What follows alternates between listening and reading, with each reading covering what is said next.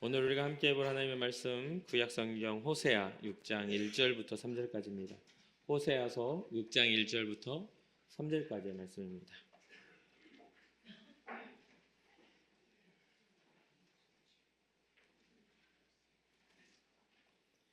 호세아서 6장 1절부터 3절까지의 말씀 우리 한 목소리로 합독하도록 하겠습니다. 오라 우리가 여호와께로 돌아가자. 여호와께서 우리를 찢으셨으나 도로 낫게 하실 것이요 우리를 치셨으나 쌓아 주실 것임이라. 여호와께서 이틀 후에 우리를 살리시며 셋째 날에 우리를 일으키시리니 우리가 그의 앞에서 살리라. 그러므로 우리가 여호와를 알자. 힘써 여호와를 알자.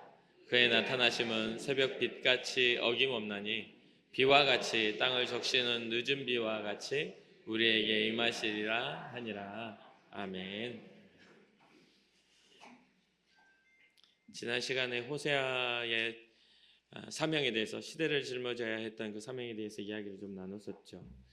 그러면서 제가 말씀드렸던 것은 이 복음은 감정적 동의나 이성적인 이해로 되는 것이 아니라 하나님의 말씀의 전달이라고 제가 말씀을 드렸던 것을 기억하실 겁니다. 오늘날에는 너무나 이 복음에 대해서 자기가 이해되거나 또 내가 감정적으로 받아들여져야만 복음이라고 말하는 시대가 되고 말았어요. 사람들의 그 각자의 소견이 굉장히 발달한 시대죠.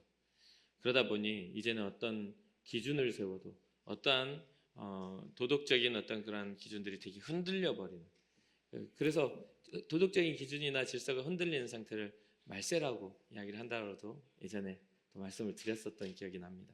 어쨌든 호세아에게 하나님이 저 음탕한 여인을 이렇게 아내로 삼고 또 음란한 자식들을 낳아라. 이것이 바로 나를 향한 이스라엘의 모습이다라는 그런 이야기를 했죠. 그러면서 지난 시간에 새 음란한 여인 고멜를 통하여 세 명의 자녀, 아들, 딸, 아들의 자녀의 이름을 제가 말씀을 드렸었습니다. 첫째 아들의 이름은 이스르엘이라고 해서 심판의 골짜기를 뜻하는, 그러니까 오므리 왕조 아합과 이세벨의 그 악함 속에서 나봇의 포도원을 빼앗았던 그 피 흘림의 자리이기도 하고, 또 이세벨이 또 심판을 받아 그곳에서 죽음의 자리이기도 하고, 또 거기에 명령을 받았던 예후 왕조, 예후가 그곳에서 하나님 명령하신 것보다 더 피를 흘림으로 하나님이 그것을 악하게 여겨서 이제 예후의 그런 그 왕조를 예후의 핏값을 치르게 될 그 골짜기, 그러니까 징계와 심판의 그런 골짜기라고 이스라엘이라 지으라는 그러한 명령을 내리셨죠.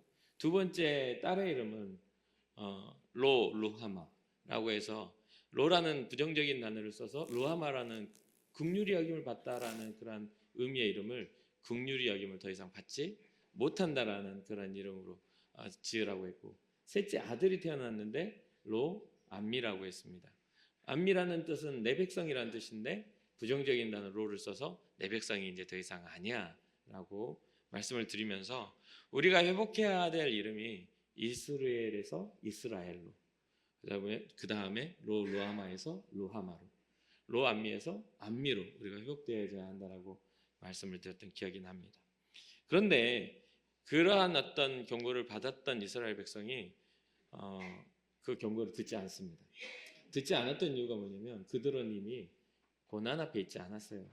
여로보암 2세의 그런 치세 아래 정치적이고 경제적이고 군사적이고 완전히 이렇게 부강했던 그런 시대에 자신들이 살고 있기 때문에 그것에 대한 경고를 그들은 듣지 않았고, 하나님으로부터 온 축복을 가지고 세상에 나가 우상을 섬기고 또 자신들의 소견에 오른 대로 타락을 쫓아 살아갔던 이스라엘 백성 북이스라엘은 결국 망하게 되죠. 또 뿐만 아니라 이 호세아에서는 남유다에 대해서도 동시에 하나님의 심판을 경고합니다. 그래서 결국 이 북이스라엘과 남유다가 하나님 앞에 멸망을 당하게 되는 일들이 일어납니다. 그래서 1장에서 경고되어지는 것들이 2장, 3장, 4장, 5장까지 이렇게 오면서 그 낱낱한 그들의 영적인 가늠과 또 여러 가지 무너져 있는 그런 신앙들을 이야기합니다. 5장에서는 하나님이 사자와 같이 너희들을 찢을 것이다. 그리고 너희들 징계하여 너희들을 상처 입힐 것이다. 이런 이야기를 합니다. 그리고 오늘 6장에 와서 이제 하나님이 찢으시겠지만 도로 낫게 하실 것이고, 하나님이 징계함으로 치셨겠지만 싸매어 줄 거라는 그런 회복에 대한 이야기를 하고 있어요. 그래서 그렇게 회복하시는 하나님에 대해서 좀 더 우리가 보고 하나님을 오해가 아닌 이해할 수 있는 시간이었으면 좋겠다, 이런 생각을 좀 해봅니다. 하나님이 회복하시겠다라는 그러한 것에는 전제가 있습니다. 신구약을 통틀어서 이 전제되는 이 조건을 통해서 하나님은 우리에게 복을 주시고 또 회복하시고 하나님의 백성을 삼으셨거든요. 그 전제는 뭐냐면 회심입니다. 회심, 마음으로 하나님께 다시 돌아가는 것. 그래서 오늘 본문에 여호와께 어떻게 하자? 돌아가자. 그러니까 이게 여호와께 돌아가자는 것이 어떤 걸음걸이를 돌려가지고 이렇게 하나님하고 찾아가는 게 아니잖아요. 우리의 삶의 방향성이 주님을 향하게 되는 것, 우리의 세상의 소망이 하나님께 소망을 두게 되는 것, 이러한 것에 대해서 이제 호세아는 이야기하고 있잖아요. 그러니까 뭐냐면 이스라엘 백성이 호세아가 이렇게 얻은 여인, 음란한 여인은, 고멜은 호세아와 자녀들만 사랑해야 하는데 그것을 버리고 다른 남자들을 따라가는 그런 일들이 일어나게 되는 것이죠. 그러니까 그럼 회복은 어떻게 일어나야 돼요? 그런 다른 남자들과 함께하는 쾌락에서 벗어나 내 남편을 기억하고 내 남편을 사랑하기 시작하는 걸 우리는 돌아왔다라고 이야기하지 않습니까? 그러한 것처럼 이렇게 여호와께 돌아가자는 것은 우리의 우상적인 생각, 하나님 없었던 삶의 방식들에서 돌이켜 하나님과 함께 살아가는 것을 의미하는 것입니다. 그랬을 때에 하나님은 도로 낫게 해주실 것이고 또 싸매어 주실 것이라는 그런 이야기를 하는 것이죠. 그러면 여기서 우리는 생각합니다. 어떤 이들은 아니 그렇게 사자처럼 찢으셨다고, 또 그렇게 징계하여 치셨다고 해놓고 그렇게 해놓고 나중에 뭐 싸매주고 또 낫게 해주신다는 말이 맞아? 이런 이야기들을 해요. 그러니까 그것이 어디서부터 출발해서 그러냐면 그 신앙의 출발이 하나님으로부터 시작된 게 아니라 내 감정과 나의 이해에서부터 그것이 되기 때문에 그런 현상이 일어납니다. 근데 성경의 이야기는요, 하나님의 이야기입니다. 하나님의 이야기예요. 주님의 말씀이에요. 그러니까 주님의 말씀으로 시작해서 주님의 말씀으로 끝나요. 하나님의 창조로부터 시작해서 하나님의 구원으로 끝나요. 그 창조 아래에는 여러 가지 세워짐도 있지만 무너짐도 있습니다. 구원도 있지만 심판도 있어요. 이 스토리가 있는 겁니다. 그런데 우리는 자꾸만 어디만 봐요? 우리에게 유리한 곳만 봐요. 그래서 하나님은 왜 심판을 만들어 놓고 왜 심판을 하셔? 그건 우리 생각이에요. 우리 생각에서 벗어나지 않으면 결국 하나님의 주권을 인정하지 않는 우리의 어떤 그런 생각 때문에 우리를 망하고 말게 되는 것이죠. 그래서 여기서 보면 참 제가 이 성경을 보다가 안타까운 그런 마음을 느낄 때가 있어요. 가끔 하나님에 대해서 저는 개인적으로, 여러분도 그러시겠지만 개인적으로 하나님이 참 좋습니다. 그 아들 예수 그리스도 너무너무 사랑하고 좋아요. 저와 같은 인생도 사랑하셔서 구원하셨다는 감격이 있어요. 그러다 보니까 가끔은 이렇게 새벽기도 설교하다가도 막 이렇게 눈물이 나요. 막 감격이 차올라요. 그러니까 어느 때 어느 순간에서도 마찬가지예요. 그리고 이러한 것들이 왜 제가 성경을 보고 목회자로 살아가면서 안타까웠냐면 이 성경을 쭉 이야기하다가 완전하신 하나님인데, 정말 세상의 주권자이시고 아무것도 아쉬울 게 없는 분인데, 이 하나님이 끊임없이 그 사이에 사람을 만들어 놓고 이 사람 때문에 괴로워하시는 모습들을 계속 봅니다. 완전하신데 자꾸만 나는 이렇게 할 거야 해놓고도 번복을 계속 하세요. 너희들을 나중에 용서하지 않을 거야 하는데도 돌아오기만 하면 내가 용서해 줄게. 너무너무 아쉬워하는 거예요. 여러분 그런 거 안 느끼십니까? 여러분들의 존재가 하나님의 아쉬움이에요. 여러분들의 존재가 하나님의 사랑이라는 거예요. 그런데 그것을 우리는 너무 당연하게 해요. 뭐 사랑하시면 뭐 마음껏 주셔야지. 그리고 기도도 너무 그렇게, 항상 제가 말하죠. 기도도 너무 어떤 하나님과 친밀함이 없는 상태에서 계속 하나님을 하나의 도구로 여긴다는 거예요. 이스라엘도 그랬습니다. 이스라엘의 개념은요, 굉장히 다 하나님에 대한 개념이 분명히 있어요. 그런데 그들은 하나님으로부터 온 그런 축복과 은혜를 가지고 하나님께 영광을 돌린 게 아니라 자기 욕망에 따라 우상과 자기 필요를 세우는 그런 일에 다 그걸 썼다는 거죠. 그래서 우리는 인정해야 합니다. 하나님의 이러한 주권 아래에서는요, 창조와 또 심판과 구원이 있다는 것을 인정을 해야 돼요. 그럼 우리가 원하는 것만, 그러니까 하나님의 사랑만 원하지 마시고 하나님이 이 성경을 통해 우리에게 말씀하신 그 하나님의 본질적인 하나님의 그런 생각들을 우리가 알아야 되지 않겠냐 이 말이죠. 그러니까 우리가 착각해서 우리가 원하는 대로 하나님이 움직이시는 분이 아니에요. 하나님의 주권 아래 우리가 움직여져야만이 우리는 신앙인이라 할 수가 있습니다. 그래서 도로 낫게 하실 하나님을 기대하시고 또 도로 싸매어 주실 하나님을 기대하셔야만 합니다. 우리가 돌이켜 회개하기만 하면 우리 주님 우리는 구원하시겠다. 우리의 모든 찢겨진 그러한 우리의 모든 상처마저 다 싸매 주실 것이다. 회복하게 하실 것이다. 이러한 것들을 하나님은 계속 이야기하심을 잊지 마시기 바랍니다.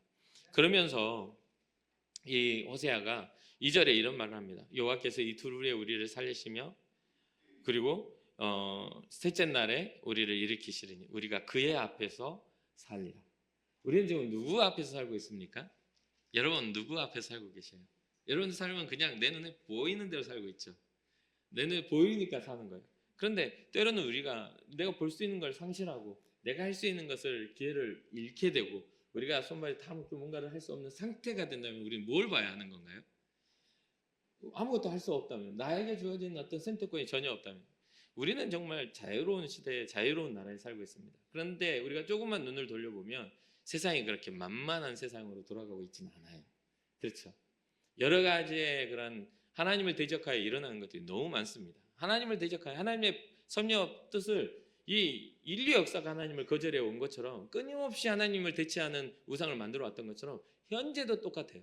우리에게 주어진 이 신앙과 우리에게 주어진 이러한 자유가 얼마나 하나님 우리를 사랑하셨는지를 보여주는 거예요. 그런데 호세아 시대의 북이스라엘의 백성들처럼 이 잘됨과 이 풍요로움과 이 자유함이 방종으로 이어져서는 안 되겠죠. 근데 이들이 제사를 안 드렸나요? 제사를 드렸어요. 근데 그 제사에는 인애가 없었어. 헤세드가 없어. 뭐냐면 하나님을 향한 사랑, 하나님이 사랑하시는 사람에 대한 사랑이 없는 겁니다. 그러니까 사랑의 부재가 일어나는 거예요. 무슨 말인지 알겠어요? 그러니까 하나님 우리를 얼마나 사랑하셨는지에 대한 하나님의 그런 심정을 이해하지 않는 예배가 되니까 더 이상 감격은 없는 겁니다. 감격이 없어요. 그냥 설교 듣고 설교 시간 딱 끝나고 나오면 뭔 말했어? 목사님 무슨 이야기를 했었지? 뭐 좀 재밌는 이야기 몇 가지 해버리면 재밌는 이야기만 기억나. 아니면은 뭐 좀 기분 나쁜 이야기를 막 내가 싫은 이야기가 들리면 싫은 이야기밖에 생각이 안 나. 이 안에 나타난 하나님의 말씀은 이게 하나도 기억이 안 나게 된다는 거죠. 우리의 인식이나 우리의 이해의 범위 안에서 우리 신앙생활을 해야 한다면 우리는 정말 할 수 있는 사람이 없어요. 그거는 이 앞에 있는 목사라도 마찬가지예요. 하나님은 우리의 생각과 우리의 계획과 우리의 감정을 뛰어넘어 우리의 영에 하나님의 성령으로 우리를 인치시는 분임을 잊지 마시고 그러한 과정 속에 우리는 돌이켜 주님께로 나아가 주님의 통치하심을 믿으며 주님이 우리를 온전히 싸매시고 회복하시려는 그런 신앙 속에 나아가야 하는 것이죠. 그래서 여기에 이제 2절의 말씀을 많은 신학자들이 또 많은 성경학자들이 이 구약시대의 호세아를 통해서 우리에게 말씀하신 예수 그리스도의 부활을 예언한 것이다라고 말합니다. 그러니까 지금 현재 이스라엘 백성이 심판을 당한 상태가 아니에요. 북이스라엘 심판을 경고하고 있는 상태란 말이에요. 그러니까 그럼에도 불구하고 이들은 듣지 않았어요. 전혀 듣지 않고 그들을 쭉 가다가 북이스라엘이 멸망하고 맙니다. 그냥 쭉 가다가 멸망해요. 그러니까 모든 것들은 닥쳐서 경고가 되는 게 아니라 닥치기 전에 경고를 하는 거예요. 사이렌이 확 울리는 것은 뭐 적군이 쳐들어온다 아니면 쓰나미가 몰려온다 하는 거예요. 뭐 하라는 거예요? 피하라는 거예요. 그런데 뭐 좀 멀리서 그냥 볼록하구만 그걸 보고 있으면요 한 10분 뒤 20분 뒤에는 그 넘어오는 그 파도를 이길 수가 없는 겁니다. 10m, 20m 저 멀리서도 볼록하게 보이는 것들을 그것을 경험해 보지 않고서는 그걸 모르게 되는 거예요. 그러니까 우리가 우리의 살아가는 이런 삶 속에서 우리가 지금 현재 하나님의 구원 앞에 우리는 있지 않습니까? 예수 그리스도의 구원 앞에 우리는 현재를 살아가고 있어요.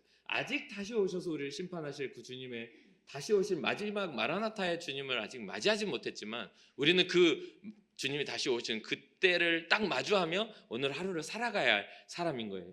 그러니까 여러분 우리는 무엇을 보고 살아가고 있냐는 거예요. 호세아는 여호와께 돌이켜서 여호와를 보고 살아가라고 지금 말해주고 있는 것이죠. 이게 굉장히 중요합니다. 이 세상에 우리가 누리고 엮고 살아가는 것들은 단지 이 세상에서 잠시 잠깐 즐거움이나 우리에게 편안함을 줄 수 있지만 결국 하나님의 심판과 구원이라는 그 두 가지의 주제 아래서 우리를 영접하실 거라는 거예요. 우리를 들려 올라가게 될 거라는 거죠. 그러면 우리가 심판대 앞에 설 것인가? 우리가 구원의 영광 앞에 설 것인가? 이건 우리는 지금의 오늘의 우리의 발걸음을 통해서 우리의 신앙의 방향성을 통해서 결정되는 거예요. 그것은 어제 우리의 모습이기도 하고 내일의 우리의 모습이기도 합니다. 신앙이라는 그런 거예요. 어제 우리가 신앙생활 잘했어요. 근데 오늘 갑자기 신앙생활 못하는 건 아니에요. 모든 흔적들이 여기까지 오게 되는 거예요. 그러니까 오늘의 우리의 선택과 결단이 내일의 우리의 방향성을 분명하게 결정한다는 걸 잘 아실 겁니다.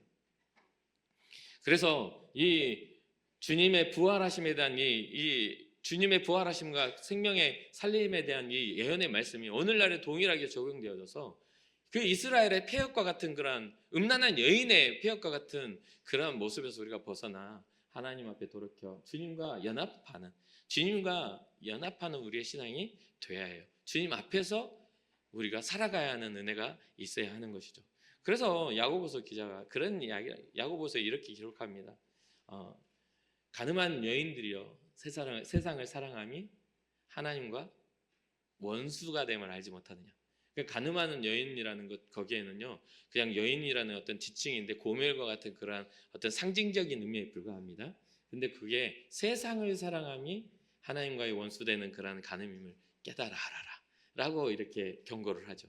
그러니까 지금 호세아 시대에 약 700년 BC 8세기 중반에 활동했던 이 사람의 그러한 어떤 경고와 2000년 전에 BC 1세기경에 활동했던 야고보의 경고가 겹치지 않습니까? 그럼 2000년이 지난 후에 지금의 우리에게 주는 이 말씀도 동일한 경고를 우리가 받아들여야 된다는 것이죠. 세상을 사랑하는 것은 하나님을 떠나 사는 것은 하나님 앞에서 영적 간음을 하는 것이라는 것을 우리 잊지 말고 우리의 신앙이 우리를 구원하신 예수 그리스도 신랑 되신 영원한 우리의 교회의 머리가 되시며 믿는 자의 신랑이 되시는 예수 그리스도와 연합하여 살아가는 것이 굉장히 중요한 우리의 신앙임을 잊지 마시기를 주님으로 축복합니다. 하나님께서는 정말 하나님의 괴로움은 뭐냐면 진정한 회복을 위해서 하나님은 계속해서 했던 징계를 처리하고 용서하시고 했던 어떤 징계를 또 처리하고 용서하시고 근데 여러분 경험하지 않습니까? 부모가 되어본 분들은 다 이해를 할 겁니다. 분명히 경고를 하고 너 이제 한 번만 더 혼나 그러는데 또 했는데 또 용서해줘. 아유 이걸 그냥 그러는데 또 용서해줘. 이 자녀에 대해서는 우리가 그런 어떤 사랑이 있기 때문에 그런 용서가 그리고 마음대로 안 돼요. 말을 안 들어도 아주 안타까워서 그냥 보고 있지 마음대로 안 되는 게 또 자녀 아닙니까? 그래서 아주 가끔은 저도 후회할 때가 있어요. 둘만 낳을 걸 이렇게 후회할 때가 있어요. 너무 많이 낳으니까 문제가 아주 그냥 끊어지질 않아. 그래서 그런 후회를 하지만 다 크고 보니까 또 그거 괜찮습니다. 좋습니다. 다 이제 자기 몫을 하기 시작하고 자기의 의지와 자기의 목소리로 아빠, 엄마 사랑해요 이런 이야기를 들으면 아주 흐뭇합니다. 우리의 신앙도 그렇게 성장해야 되지 않겠는가 이 말이에요. 하나님의 사랑을 우리가 외면하지 말고 주께 돌이켜 주의 이름을 아버지라 부를 때 주님의 감격이 여러분 느껴지셔야 한다 이것이죠. 그러면서 이 호세아는 아주 재미있는 또 이야기를 합니다. 뭐라고 합니까? 3절. 그러므로 우리가 여호와를 알자. 힘써 여호와를 알자라고 하는 거예요. 여러분 하나님을 아십니까? 하나님을 힘써 알고 계십니까? 여기서 원어를 보니까 이 알자, 여호와를 알자, 힘써 여호와를 알자라는 이 두 가지 알자라는 말에 첫 번째는 그냥 여호와를 알자고 두 번째는 힘써 알자가 되잖아요. 근데 이 두 단어가 좀 틀립니다. 그러니까 똑같은 의미를 갖지만 이 힘써 여호와를 알자라는 그 힘써라는 단어의 의미가 포함되다 보니까 의미가 달리 이렇게 딱 그 단어가 달리 이렇게 표현이 돼요. 근데 이 어근을 두 단어의 어근으로 딱 가보니까 야다흐라는 이 여러분 많이 들어본 그런 야다흐라는 단어의 어근으로 이 두 단어가 파생되었어요. 이 야다흐는 여러분 알다시피 부부가 결혼해서 첫날 밤을 치르며 성적인 그 한 몸이 되는 과정 속에 이론적으로만 알았던 부부의 사랑을 현실로 알게 되는 그러한 아주 실질적인 알을 의미합니다. 부부 결혼하면 애는 배꼽에서 나와 이렇게 애들한테 가르쳐 주는데 그렇게 안 하고 이제 실제로 부부가 성인이 돼서 그런 경험을 통해 그 하나가 되는 기쁨을 아는 그 알을 의미합니다. 그러니까 이게 뭐냐면 현실적인, 이론적인 게 아니에요. 현실적인 알을 의미하는 것이죠. 거기에다 더 나아가 보면, 여기서 조금 더 나아가면 이제 성경상에서 보면 우리가 현실의 괴로움 있잖아요. 우리 현실의 괴로움이 서로 각자 다를 수가 있어요. 다를 수가 있어요. 그 어떤 사람은 물질 때문에 고통을 당해본 적이 있다거나, 아니면 어떤 사람은 건강 때문에 고통을 당해본 적이 있다거나, 아니면 어떤 재난이나 재앙 때문에 어떤 일을 당해본 적이 있는 사람들이 있지 않아요? 그런데 우리가 경험한 범위 내에서만 이게 내게 심각하게 다가와요. 예를 들면 운전을 하다가 사고가 빵 났어요. 그래서 그 사고 후유증을 막 겪고 있는 사람은 이 자동차 사고, 운전 사고가 얼마나 무서운 것인지를 알아요. 그럼 그 다음부터는 진짜 조심해서 운전을 할 수밖에 없어요. 그렇지 않아요? 그리고 또 어떤 사람은 갑자기 몸에 질병이 생겨가지고 이 질병을 치유하려고 엄청 고생을 했어. 그러면 그 다음부터는 먹는 것, 잠자는 것, 운동하는 것 다 조심할 수밖에 없게 돼요. 모두가 그렇게 살아가는 게 아니에요. 사고 난 사람만 이해하기 때문에 조심해져요. 그래서 막 그런 것들이 두렵지 않은 사람들은 아주 거친 운전을 하거나 누구를 위협하거나 그러죠. 어떤 그러한 경험들, 그러니까 그러한 경험들이 우리에게 굉장히 이게 말해주는 것처럼 하나님을 안다라는 것은 하나님을 직접 경험해 보는 걸 의미하는 거예요. 그러면 경험해 봐야 되는데 어떻게 경험해요? 힘써 경험하기 위해서 힘써 주님을 찾아라. 힘써 찾는다는 뜻이에요. 그러니까 여러분 인생을 살면 우리의 삶 속에서 신앙생활을 하는데 아직도 잘 모르겠는 분들은 힘써 찾아본 적이 없는 분이에요. 그냥 시간 되니까 교회 나왔고 예배하니까 예배하고 불러 찬양 가사 좋으니까 같이 부른 정도. 그러니까 어떤 신앙적인 어떤 감격이 없으니까 말씀을 봐도 맨날 졸리고, 또 설교가 좀 길어지면 맨날 눈 감고 있고, 했던 말 또 하고 했던 말 또 하고 아는 이야기 또 하는 것 같고, 결국 물어보면 설명 못 하고. 그렇잖아요. 막 물어보면 설명이 안 돼. 예수님에 대해서 한번 설명해 보세요 해가지고 여러분 딱 설명하면 이런적으로 막 할 수 있는데, 그래서 주님을 만난 적이 있냐고 그러면 별로, 그러니까 안다고요. 이렇게 하는 사람들 많을 거예요. 우리가 지적으로 외향적으로 안다라는 의미가 야다흐는 어떤 거냐면 이렇게 우리가 지적인 것이나 외적으로 아는 정도의 수준이 아닌 거예요. 내가 당신을 알아요 라고 하는 그런 수준이 아닌 거예요. 직접 경험하고 그 인격을 경험했을 때 안다라고 하는 거죠. 그러니까 제가 예를 들게요. 예를 들어 쉽게, 제가 우리 양장로님을 알잖아요. 2년 동안 제가 경험을 했어요. 근데 우리 양장로님에 대해서 다른 교회 목사님이 우리 교회 양천성 장로님이라는 분이 계세요라고 하고 이야기를 하면 그분도 우리 양장로님을 알아요. 근데 저분에 대해서 그냥 아는 거예요. 저는 경험해서 아는 거고요. 이해가 되시죠? 그러니까 우리는 상호작용이라는 게 있는 겁니다. 상호작용. 언제나 관계는 상호작용이 있는 거예요. 여러분들에게 지금 호세아가 말하고 있는 것은 하나님과의 상호작용을 하고 있느냐라고 묻고 있는 거예요. 하나님이 원하시는 그 음성에 이스라엘아 대답하여 돌이켜야지. 너희를 구원하신 이가 하나님이신데 왜 자꾸 하나님의 주신 은혜를 가지고 우상을 만들어? 라고 이야기하고 있는 겁니다. 왜 자꾸 하나님 주신 번영을 가지고 너희들이 쾌락을 위해 살아가니? 라고 이야기를 하는 거죠. 물론 이 쾌락이라는 것은 이 다른 의미는 아닙니다. 하나님이 정해놓으신 법과 하나님이 정해놓으신 그 질서에서 벗어나는 거거든요.